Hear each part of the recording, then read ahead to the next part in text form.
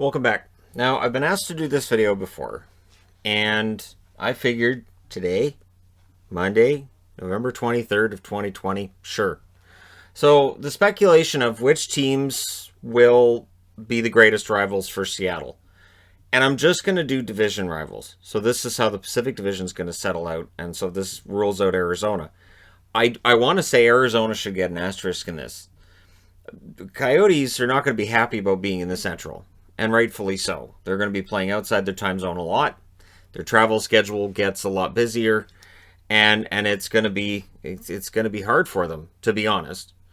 And so they're not going to be happy with Vegas pushing them out. They're not going to be happy with Seattle pushing them out. And it was either Vegas or Arizona. And Las Vegas has a lot more sway at NHL head office than Arizona, so Las Vegas stayed in the Pacific. So that whole thing could lead to some kind of feud, but that'll be more fans, more of teams than the players on the ice. So trying to rank who I think are going to be the great feuds and where the hatreds could pop up are going to be tough to call, because who saw the blood feud between San Jose and Vegas coming? Who saw that happening? And it escalated very quickly.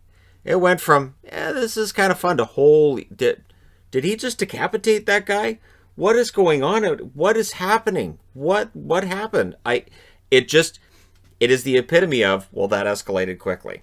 And so that kind of incident, I can't predict for Seattle. So whoever I put at number 7 might very well end up being their biggest foe. And I put Anaheim at number 7. Anaheim's going through a rebuild. The Ducks are not expected to be a contender over the next couple of years. So when Seattle comes in a year from now, I don't think the expectation for Anaheim is going to be a lot different. I do expect some tight battles between them. I think Anaheim will be getting better, but I don't think there'll be the blood feud that we're going to see in other parts of the division. So Anaheim, to me, is the pick for 7th. 6th, I went with the Oilers. Now, the Oilers should be, by all accounts, with McDavid and Draisaitl down the middle, if Ken Holland builds this team right, they should be the best team in the division. So that could fuel a rivalry there, where Seattle feels like they have to show themselves up against the Oilers, because the Oilers being the best and all that. But I don't see a big feud. Like, I don't see that there's a big geographic issue here. And the Oilers, you have Zach Cassidy and you have some players who can be agitating, but they're not agitating like they used to be.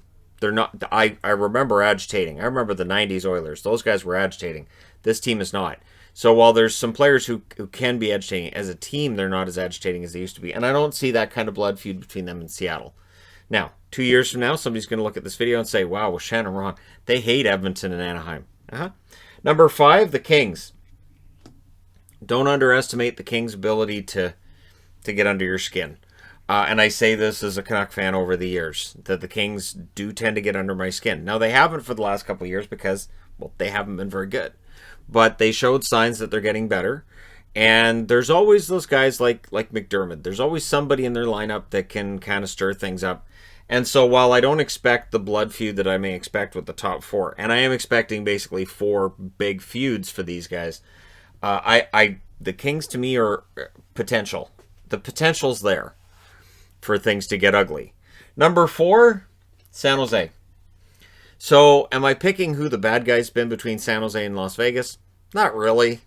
But I do think that San Jose, it's weird because I can't think of a team that San Jose's had this giant fight with. It's sort of like that good kid in class. You know, it's got along with everybody, and then this new kid comes in, and then they're just out fighting every day at recess, and you go, this might be the new kid. I don't know what happened here. But the other kid, we never really had a problem with him, did we? And that's kind of how I am with the Sharks. So I don't think Seattle's going to have the same kind of blood feud with San Jose that Vegas has had. But notice Vegas isn't on the board yet.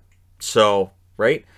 So I would expect that for San Jose, this should be relatively quiet. Kind of. And yet, I have them ahead of the other 3 because maybe it is San Jose, and maybe we'll find out when Seattle comes in. They just don't like new people. They don't. They don't like new teams. They don't. And they haven't had any problems with Anaheim necessarily that I can really remember. Although battles between 2 California teams do tend to get kind of ugly. So, anyways, yeah, there you go. Number 3, Calgary. Never underestimate the Calgary Flames' ability to get under your skin. If you're a new fan to hockey and you're like, I can't wait to watch games between Seattle and whoever they're going to play, I don't really care. You'll care when it's Calgary. And I speak as a Canuck fan on that. They have this way. They've had this way for decades of managing to anger me during games, and that has changed over recent years. I'm going to say, since the channel came along in 2016, and I always say it like the channel came to me, not the other way around. Not like I created or anything. It just created itself. But the Flames have always been a team that I'm like, I hate Calgary, and I don't feel that way now. I don't. I genuinely don't, and I'm happy for former Canucks going to Calgary and having a chance to wear the Blasty jersey and enjoy themselves this year. And so that's kind of great and fun. And you'll notice I do use some throwback logos on this board because it's reverse retro year. So all of a sudden, all my magnets that I've been collecting of all the old logos, those are going to come in handy this year. And for Calgary, of course, it's Blasty. And I expect Seattle fans, after the first period of Game 1, to go, he was right. For some reason, I don't like Calgary. Who's this Ronaldo guy? This Lucic guy? Not a huge fan. And what's with Tkachuk? That's what I expect. That's what I expect after about the first period of the first game between the two teams. Is some strong dislike. Number 2, Vancouver. Hey, I will admit, the Vancouver Canucks in 2011 had a lot of pricks on that team. And it was funny because even as a Canuck fan, I'd be watching the games, and this is the team that was first overall, and I even watching the game, and while they were winning, I was like, boy, that's a lot of chirping. That sure is a lot of chirping. They're doing a lot of chirping for a team that's never won a Stanley Cup. They're really making the other team angry, aren't they? And then after Mark Recchi retired, he admitted that he hated the Vancouver Canucks in 2011 more than any team he'd ever played in his career. That 2010-2011 team. So I never underestimate the ability of the Vancouver Canucks to get under the skin of an opposing team or that fan base either. Because if I said, well, the Canucks can't be as agitating as Calgary, all we had was Matt Cook, Alex Burrows, Ryan Kessler, Kevin Bieksa, Garth Butcher. Like, I can go through a lot. I could go through a laundry list of players who have been pests who've played for Vancouver, and some of them are really nice, great guys. Some of them are decent players, but some of them not so much. And so I can't pretend Vancouver. If I'm going to say it about Calgary, I have to say it about Vancouver, or I'm done. I have to admit Calgary and Vancouver are both equal. And why Vancouver gets the edge is they're close.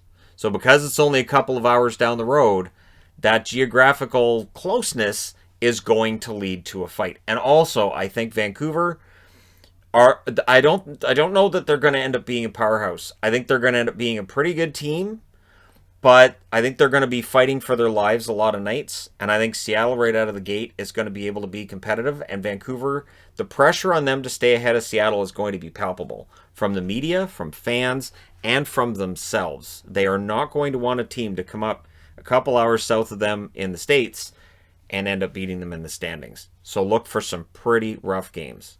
Which means number 1, yep. So why Vegas? Vegas already has a blood feud with San Jose. Vegas already has blood feuds with a few different teams. How in the world could they have a hate on for Seattle? There's a simple reason. Vegas has been the expansion darling. They've been the new team. They've been the one that got their team that went to the Stanley Cup final that first year. Seattle's going to be the new team. Seattle's going to be the team that paid $650 million for what should be a pretty good team as well. A team that should be up around the cap, and with Ron Francis putting the team together, they should be competitive. Vegas is going to want to prove that lightning's not going to strike twice. That they are still, the top of the mountain. And I think games between Seattle and Vegas are going to get pretty testy. And Seattle and Vegas aren't that far apart either. I can say that having flown between the two cities. That of Seattle's geographical rivals in the States, Vegas makes a lot of sense. And if you're in Seattle, it's cheap to fly to Vegas. You can fly to Vegas, you can watch the game, you can go home. I would expect there would be a number of Seattle fans at those games, that you might see a lot of back and forth between fans of those two teams. And I would expect that those games would be very competitive, very tough. And right away, the Las Vegas franchise and the Seattle franchise would kind of be at each other to prove who did the expanding better.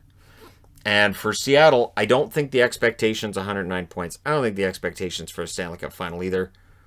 But if they could beat Vegas right out of the gate, right, I think that's going to be big. And I would expect Seattle to have probably its share of agitators.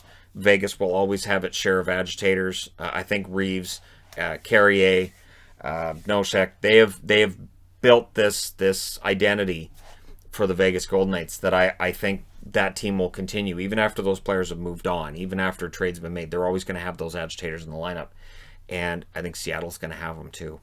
So that could be a very fun matchup to watch. So there you go. Question for people watching this: which Pacific Division team do you think is going to have the biggest blood feud or hate on for Seattle, and which team will Seattle hate? And I mean, this is the players on the ice, this is the organization, this is the fans, this is media, this is everybody just agreeing we don't like them. And I think it's going to be very close between Vancouver and Vegas. I think it's going to be very close, and it's going to be a lot of fun to watch. I'm honestly very happy that they've put a team in Seattle, because it's close enough that I can go to games. Not often. It's close, but not that close, and it's still kind of a pain in the backside to get there. But it's going to be a fun little feud to watch. So there you go. Let me know what you guys think. Who you think will be the big rival for Seattle? And there's no wrong answers, because we really don't know. We're about a year out, and it could very well be that Edmonton, something happens in the first game between the two teams, and Edmonton, there's a big rivalry. Maybe Seattle's fourth liner runs over Connor McDavid. He gets injured, and there's a feud. Maybe their goalie gets run, and there's a feud. We just don't know. We don't know what's going to cause it, but I will be very happy to report on it when it happens. Let me know your thoughts. Don't forget to hit like and subscribe if you're browsing your way through and just happen upon this video. And hey, thank you guys so much for watching, for all your support. I'll talk to you again soon.